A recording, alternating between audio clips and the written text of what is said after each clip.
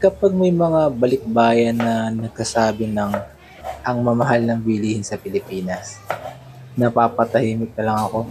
Ang mamahal naman talaga. Pero dahil madiskarte tayo, hindi magiging hadlang ang mga mamahaling bilihin para hindi tayo makatikim ng masasarap na pagkain.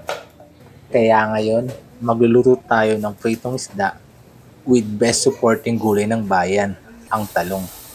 Kapag pinagsama mo naman talaga yung dalawang ito, perfect tandem talaga sila. Ako, yung gusto ko dito, yung medyo crispy yung talong. Yung medyo sunog ba? Tapos papartneran mo pa ng bagoong. At saka kamatis at sibuyas.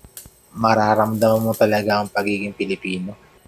Kaya mga kamauti, kahit mahal ang bilihin, hindi kailangan ng mahal para sumarap ang buhay. Basta maging madiskarte sa kusina, tamang partner sa plato, at boom, perfect na ulam. O siya. Cheers mga kamauti.